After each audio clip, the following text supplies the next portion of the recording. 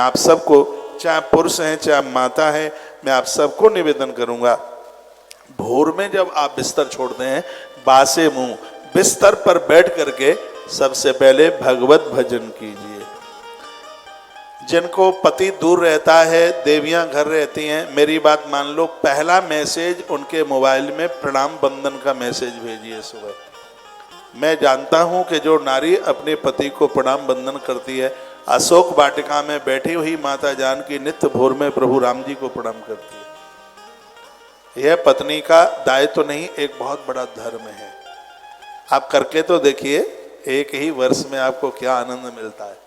पति परमेश्वर है, लेकिन इन पतियों को भी मैं कहूँगा, इंसान बन करके जिंदगी जियो, खुरापाती मत करो, गड़बड़ मत करो, अच्छे इंसान बनो, बढ़िया बनो, शराब बराब मत पिया करो, उल्टा पुल्टा मत खाया करो, घर का ख्याल रखो, घर का ध्यान रखो। ईश्वर ने जो शरीर दिया है, करोड़ वर्ष में भी नहीं मिलेगा जो शरीर मिला है। दुर्लभो मानसो देहो देई नाम छड़बंगुरा, ये बड़ा दुर्लभ है जो हमें मिल गया है।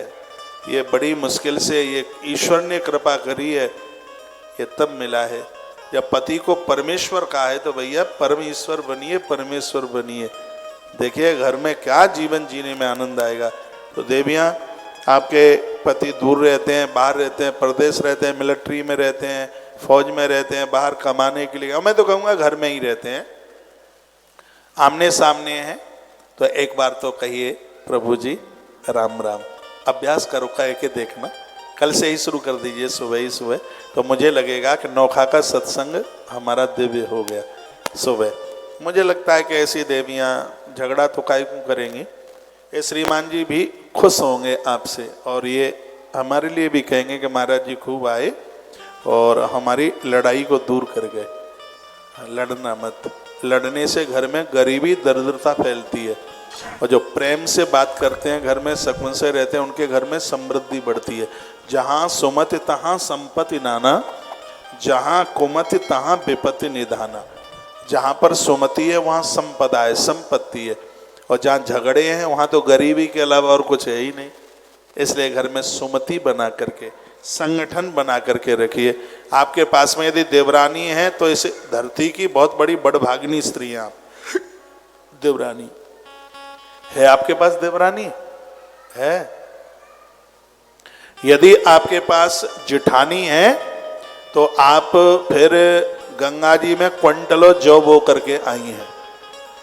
जिठानी जानते हैं? जिठानी कौन?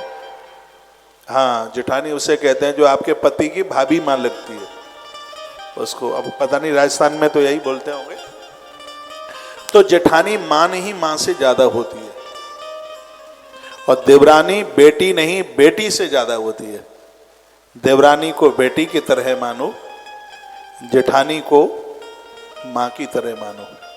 तुम्हारा देवर या जेठ आपस में बात नहीं करते तो घर में भूख हड़ताल कर दो, कह दो कि चूल्हा आज नहीं से लगेगा, पहले गलवैया डाल करके मिलो। वो देवियां घर को स्वर्ग बना देती हैं जो घर में पतियों को दूर नहीं होने देती। हाँ, उन भाई भाई को दूर नहीं होने देती। ये शालीनता, ये विशेषता, ये समृद्धि आपके पास।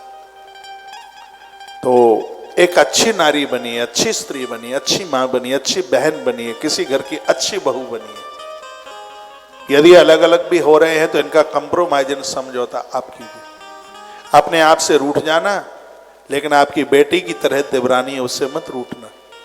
अपने आप से रूठ जाना, लेकिन आपकी माँ की तरह आपकी जेठानी है उससे मत रूठना। अपने बच्चों से भी ज्यादा प्रेम जेठानी और देवरानी के बच्चों से ज्यादा करना। मुझे कैकेयी माता और माता कौशल्या का चरित्र इसलिए बढ़िया लगता है। राम से भी ज्यादा कौशल्या को भरत प्रिय है, और भरत से भी ज्यादा माता कैकेयी को और राम प्रिय है। वो तो मंथरा बीच में आ गई थी इसलिए राम का वनवास हो गया। रामायण के पात्रों में राम सबसे ज्यादा मां कैकेयी को प्रिय है।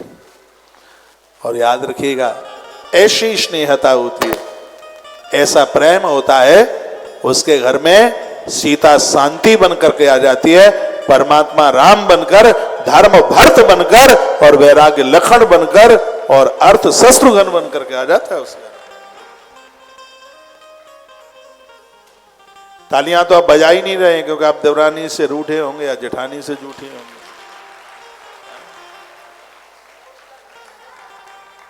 बढ़िया जीवन जीने में आनंद हो जाएगा,